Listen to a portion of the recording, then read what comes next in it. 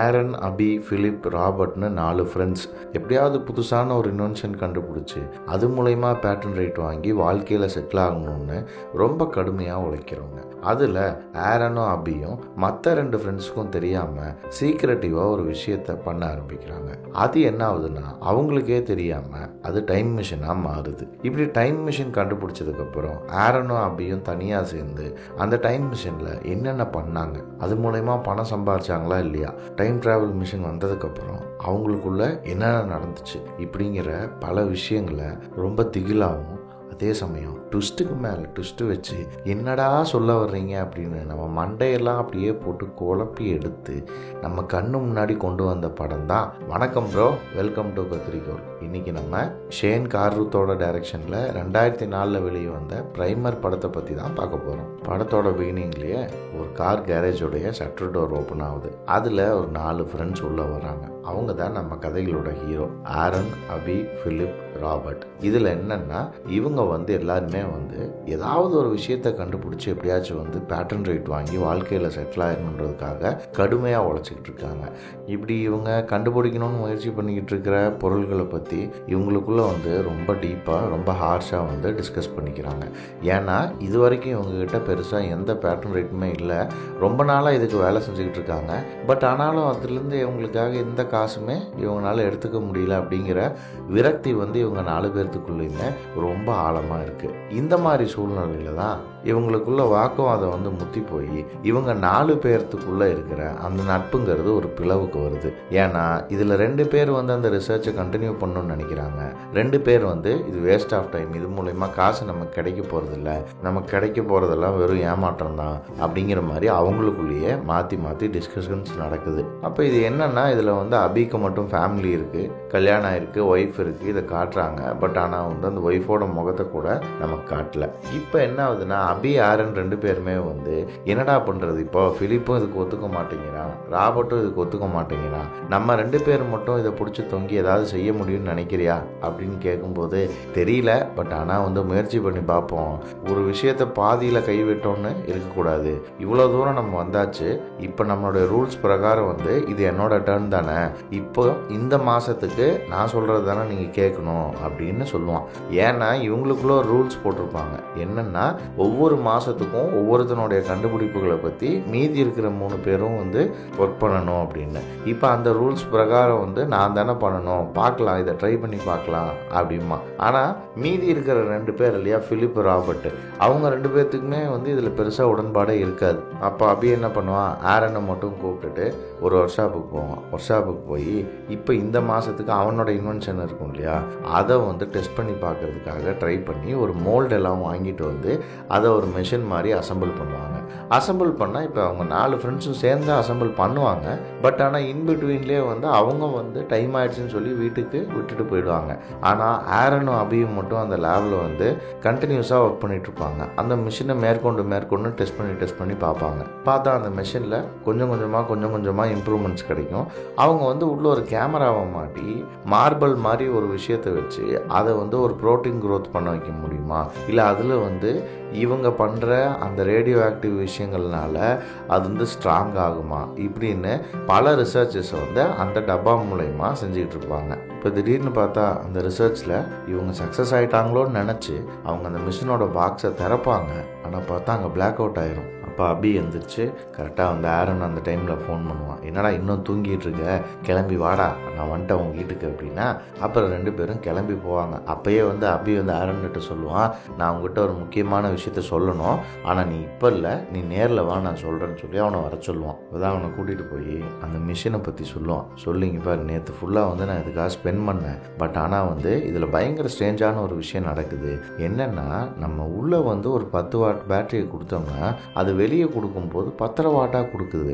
என்ன வளர்ற, அது எப்படி மிஷின் ஒன்று சுற்றிக்கிட்டு இருக்கு, அதுவும் பேட்ரி மூலயமா சுற்றிக்கிட்டு இருக்கு, அது பேட்ரி இன்க்ரீஸ் பண்ணி கொடுக்கும். அந்த மிஷின் சுற்றுறதுனால அந்த பேட்டரியோட சார்ஜ் கம்மி தான் ஆகும், அது எப்படி அதிகமாகும், அதுக்கு வாய்ப்பே இல்லை, ஏதாவது சின்னதாக தப்பு நடந்திருக்கும் அப்படிமா.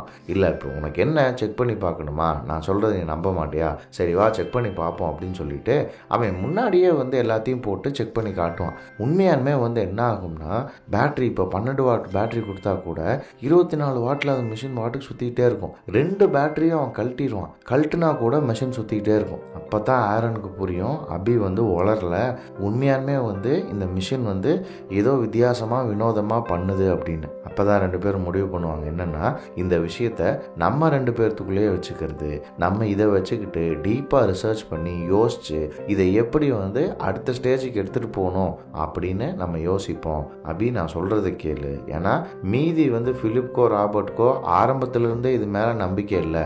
அப்படி இருக்கும்போது நம்ம ஏன் இவங்களை இன்வால்வ் பண்ணணும், நம்மளே இந்த ரிசர்ச்சை கண்டினியூ பண்ணுவோம்னு சொல்லி அவங்க 2 பேர்த்த கழட்டி விட்டுட்டு இவங்க 2 பேர் மட்டும் அந்த மிஷினை வச்சுக்கிட்டு அதை என்ன செய்யலான்னு 1008 பாசிபிலிட்டிஸ் யோசிப்பாங்க.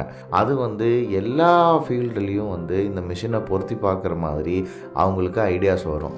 ஆனாலும் என்னென்னா அந்த மிஷினை பற்றி இவங்களுக்கே முழுசாக தெரியாது இல்லையா, அதனால் மேற்கொண்டு பெருசாக இதை யாருக்கிட்டையும் ரிவீல் பண்ணிக்க வேணாம், நம்ம முதல்ல இந்த மிஷினை பற்றி முழுசாக புரிஞ்சுக்கிட்டு அதுக்கப்புறம் மற்றவங்ககிட்ட நம்ம இதை போய் ரிவீல் பண்ணலாம் அப்படின்னு சொல்லி இவங்க 2 பேரும் ஒரு டைம் எடுத்துகிட்டு வெயிட் பண்ணுவாங்க. இப்போது அவளோட எக்ஸ் கேர்ள் ஃப்ரெண்டோடைய பர்த்டே பார்ட்டி நடக்கும். அந்த பர்த்டே பார்ட்டியில் அவன் ஃப்ரெண்ட்ஸ் எல்லோரும் இருப்பாங்க, அவன் ஃபேமிலி எல்லோரும் இருப்பாங்க. ஆனால் இவங்க 2 பேர் மட்டும்தான் இதை ஒரு பயங்கரமான ஒரு சீக்ரெட்டாக மெயின்டைன் பண்ணிட்டு வருவாங்க. இதை வேறு யாருக்கிட்டையுமே அவ்வளோ சீக்கிரம் ஷேர் பண்ணாமல் இருப்பாங்க. அப்போ ஒரு தடவை அபி ஆரனை கூப்பிட்டு போவான், இங்கே பாரு, நான் சொல்கிற மாதிரி எல்லாம் நீ கேட்டீங்கன்னா இன்னைக்கு ஃபுல்லாக நான் சாயங்காலம் இது வரைக்கும் மனுஷனுடைய வாழ்க்கையில் எந்த மனுஷனுமே பார்க்காத ஒரு விஷயத்தை நான் உனக்கு காட்டுவேன் அப்படிமா. அது என்னடா மனுஷனே பார்க்காத ஒரு விஷயத்த நீ எனக்கு காட்டுற அப்படின்னா, நான் சொல்கிறதெல்லாம் நீ கேளு, காலையிலேருந்து சாயங்காலம் வரைக்கும் கேட்ட அப்படின்னா எவனுமே பார்க்காத ஒரு விஷயத்த நான் உனக்கு காட்டுறேன் அப்படின்னு சொல்லி அபியும் ஆரனும் பேசிக்கிட்டு போவாங்க. அவனுங்க ஒரு லேபுக்கு போவாங்க. அங்கே போனால் ஒரு ப்ரோட்டீன் பில்டப் ஆகிறத பற்றி பேசுவாங்க. ப்ரோட்டீன்னா ஒன்றும் இல்லைங்க, ஏதோ ஒரு கிருமி, ஒரு ஃபங்கஸ் அங்கே வளர்ந்துக்கிட்டு இருக்கு அப்படின்னு சொல்லி அந்த லேபோடைய அசிஸ்டண்ட் சொல்லுவாப்புல. அதுவும் நீங்கள் ஒரு இன்ஜினியர் தானே இருந்தீங்க, நீங்கள் ஒரு டிசைனராக தானே இருந்தீங்க, நீங்கள் எப்படி லேபுக்கு வந்தீங்க அப்படின்னு கேட்கும்போது அவர் சொல்லுவார், 40 வயசுக்கு மேலே இன்ஜினியர்ஸ் என்ன பண்ணுவாங்கன்னு தெரியுமா அப்படின்னு. அப்போ தான் ஆரனுக்கும் அபிக்கும் பயம் வரும், ஐயோ நம்மளும் 40 வயசுக்குள்ளே செட்டில் ஆகலை அப்படின்னா நம்மளையும் தூக்கி ஓரமாக போட்டுருவாங்க போலையே, அப்போ நம்மளும் இந்த உலகத்துக்கு தேவையில்லாத ஒரு ஆளாக மாறிடுவோம் போலையே, ஸோ 40 வயசுக்குள்ளே நம்ம எப்படியாவது செட்டில் ஆகணும் அப்படிங்கிற ஒரு மாதிரியான ஒரு வெறி அவங்களுக்குள்ள இதனால கிரியேட் ஆகும். ஸோ இப்போ என்னென்னா அந்த பாக்டீரியா வளருது இல்லையா, அதை வச்சு இவங்க இந்த மிஷினை கண்டுபிடிக்கிறதுக்கோ அல்லது புரிஞ்சுக்கிறதுக்கோ முயற்சி செய்வாங்க.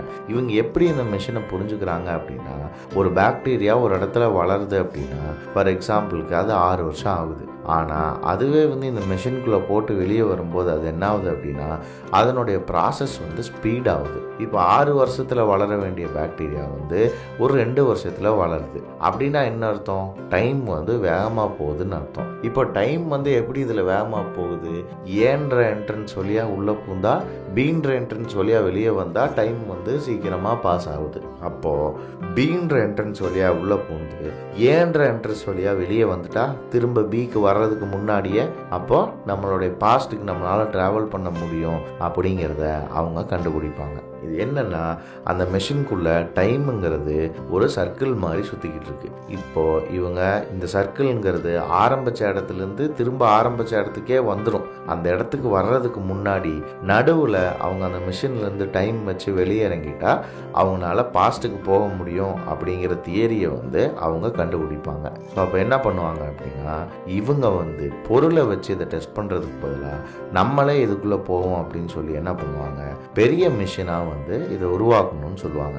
ஏன்னா இப்போ இவங்ககிட்ட இருக்கிற மிஷினில் மனுஷங்களை உள்ளே ஏற்றியெல்லாம் உட்கார வைக்க முடியாது. சரி ஓகே, அப்போ வேற என்ன செய்யலாம், மனுஷங்க உள்ளே போகிற மாதிரியான மிஷினை கண்டுபிடிக்கலாம், மாற்றலாம், இந்த மிஷினோடைய சைஸை மாற்றலான்னு சொல்லி மாற்றுவாங்க. அப்போ தான் ஆரன் அபிகிட்ட சொல்லிக்கிட்டு இருப்பான், இங்கே பாரு இந்த மாதிரியெல்லாம் ட்ரக்கில் நம்ம இந்த இடத்துல உட்காந்துட்டு இதெல்லாம் பேசிகிட்டு இருக்கிறதுனால நாளைக்கே இது நடந்துரும்னு அர்த்தம் இல்லை. பட் ஆனால் நமக்கு ஒரு செம்ம பெரிய இடம் வேணும் இந்த மிஷினை வச்சு நம்ம மெயின்டைன் பண்ணுறதுக்கு. அந்த இடம் இல்லாமல் நம்ம மெஷினை மட்டும் பில்ட் பண்ணி எந்த பிரயோஜனமுமே இல்லை. நம்ம வீட்டு பீரோக்குள்ளெல்லாம் அதை வச்சு பூட்ட முடியாது, அது கண்டினியூஸாக 24 ஹவர்ஸ் ரன்னிங்லேயே இருக்கணும். பவர் ஷட் டவுனுங்கிற விஷயமே இல்லாமல் எந்த தடையுமே இல்லாமல் அந்த மிஷின் ரன் ஆகிட்டு இருக்கணும். அந்த மாதிரியான இடத்த நம்ம முதல்ல வந்து கண்டுபிடிக்கணும் அப்படின்னு சொல்லி பேசிகிட்டு இருக்கும்போதே ஒரு பைனாக்குலர் எடுத்து கொடுத்து அங்கே பாரு அப்படிமா. அங்கே பார்த்தா என்னன்னா இன்னொரு அபி வந்து அங்கே நடந்து போயிட்டுருப்பான். இப்போ ஆரனுக்கு வந்து அது மிகப்பெரிய ஷாக்காக இருக்கும். ஏன்னா அபி வந்து ஆரன் கிட்ட சொல்லாமையே இதே மாதிரி ஒரு மிஷின் வந்து பெருசாக செஞ்சு அதில் டைம் ட்ராவல் பண்ணியிருப்பான். இப்போது ஆரன் கூட பேசிகிட்டு இருக்கிற அபி வந்து ஆரனோட டைம் லைனில் இருக்கிற அபி. பட் ஆனால் அதே அபி வந்து நேற்று டைம் ட்ராவல் பண்ணி வேறு டைம் லைனுக்கு போயிருப்பான். இப்போது இதெல்லாம் எக்ஸ்பிளைன் பண்ணி ஆரனை அபி கூட்டிகிட்டு வந்து அந்த மிஷின் இருக்கிற ரூமுக்கு கூட்டு போனால் அங்கே ஒரு ஆள் படுக்கிற அளவுக்கு சைஸ்க்கு இருக்கிற மிஷின் வந்து அங்கே இருக்கும். அது வந்து ஒரு ஸ்டோரேஜ் யூனிட். அந்த ஸ்டோரேஜ் யூனிட்டுக்குள்ளே அந்த மிஷின் வச்சுருப்பானுங்க. வச்சுட்டா இப்போ 2 பேருமே என்ன பண்ணுவாங்கன்னா டைம் ட்ராவல் பண்ண போகலான்னு முடிவு பண்ணுவாங்க.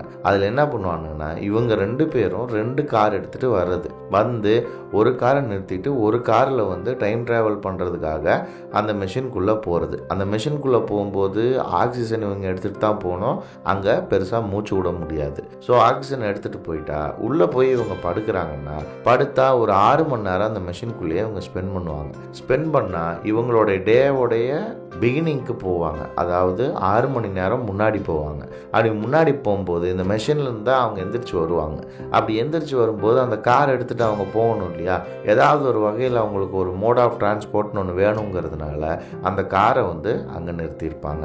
இப்போ இவங்க 2 பேரும் என்ன பண்ணுவாங்கன்னா ரெகுலராக இதே மாதிரி வந்து டைம் ட்ராவல் பண்ண ஆரம்பிப்பாங்க. இவங்க ரெகுலராக அப்படி டைம் ட்ராவல் பண்ண இவங்களுக்கு ஒரு யோசனைகள் வரும். நம்ம ஏன் இதை வச்சு பெருசாக சம்பாதிக்க முயற்சி பண்ணக்கூடாது அப்படின்னு சொல்லி ஷேர் மார்க்கெட்டில் நடக்கிற விஷயங்கள் எல்லாம் இவங்க எப்படியாச்சும் மேனிப்புலேட் பண்ணணும்னு நினைப்பாங்க. அதாவது இன்னைக்கு சாயங்காலம் 5 மணிக்கு ஷேரில் என்ன வேல்யூ இருக்குங்கிறத முன்னாடி நாளே இவங்க போய் பார்த்து தெரிஞ்சுக்கிட்டு மறுபடியும் டைம் ட்ராவல் பண்ணி அங்கேருந்து ஷேர்ஸை வந்து கம்மியான விலைக்கு வாங்கி அதிகமான விலைக்கு விற்று நிறையா காசு சம்பாதிக்க ஆரம்பிப்பாங்க. இதில் என்னென்னா இவங்க 6 மணி நேரம் வெயிட் பண்ணுறதுக்காக எப்பயுமே போய் ஒரு ஹோட்டலில் ரூம் எடுத்து தங்கிடுவாங்க.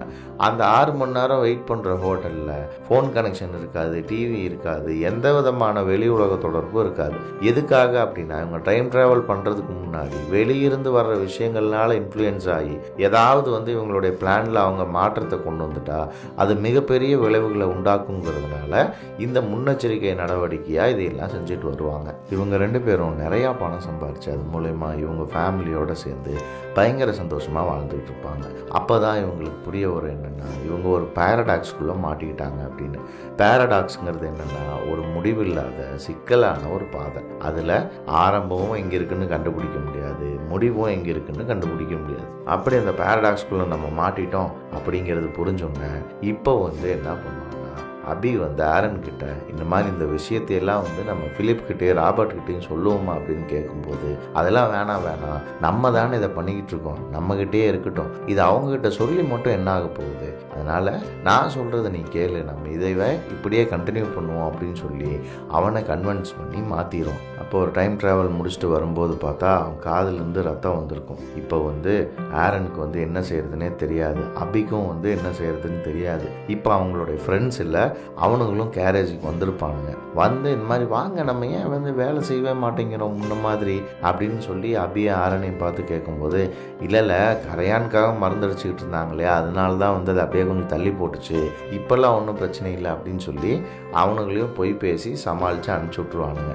இப்போ அபியும் ஆரனும் வந்து அவள் ஒய்ஃபோடைய பூனை காணாமல் போச்சுன்னு சொல்லிட்டு அதை தேடிட்டு இருக்கும்போது பேசிக்கிட்டு இருப்பாங்க. இந்த மாதிரி வந்து ஒய்ஃபுக்கு வந்து என்ன வேணும், ஃபேமிலிக்கு வந்து என்ன வேணும்னு பார்க்குறது மட்டும்தான் ஒரு பையனுடைய வேலையாக இப்போ மாறிடுச்சு. வேறு வழி இல்லை, நம்மளும் அப்படி தான் வாழ்ந்தாகணும். நம்மளோட சயின்ஸு, நம்மளோட இன்வென்ஷனு, நம்மளுடைய ஆசைகள், நம்மளுடைய கனவுகள் எல்லாமே வந்து அவங்க முன்னாடி காணாமல் தான் போய் ஆகும், நாம் அட்ஜஸ்ட் பண்ணி தான் இருந்தாகணும்னு பூனையை தேடிக்கிட்டே இதை பேசிக்கிட்டு இருப்பானுங்க. அப்போ வந்து இவனுக்கு வழக்கம் போல் டைம் ட்ராவல் பண்ணுறதுக்காக ஒரு ரூம் எடுத்து அங்கே இருக்கும்போது பார்த்தா அபி வந்து ஃபோன் எடுத்துகிட்டு வந்திருப்பான். செல்ஃபோன் ஏன்டா எடுத்துகிட்டு வந்த அப்படின்னு கேட்டால் இல்லை தெரியாமல் பேக்கெட்டில் வச்சுருந்தேன், அது ஆன் ஆகிடுச்சு அப்படின்னு. இப்போ இங்கே ஃபோன் அட்டன் பண்ணும்போது பேர்லலாம் வந்து அங்கே வந்து ஷட்டரை திறந்துட்டு 2 பேர் வந்துடுவானுங்க.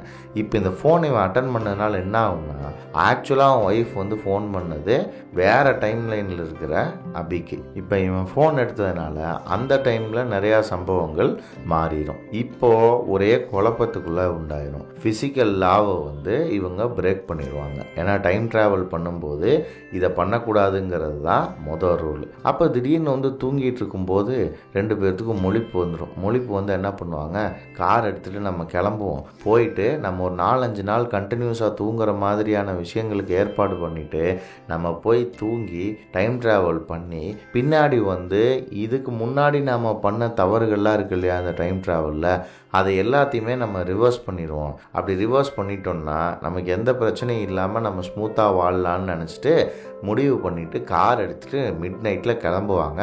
கிளம்புனா பார்த்தா இவன் பக்கத்து வீட்டுக்காரன் ஒருத்தன் இவங்களை ஃபாலோ பண்ணிட்டு வருவான். என்னடான்னு பார்த்தா அவனுக்கும் வந்து இவங்க டைம் ட்ராவல் பண்ணியிருக்கிறது தெரிஞ்சிருக்கும்.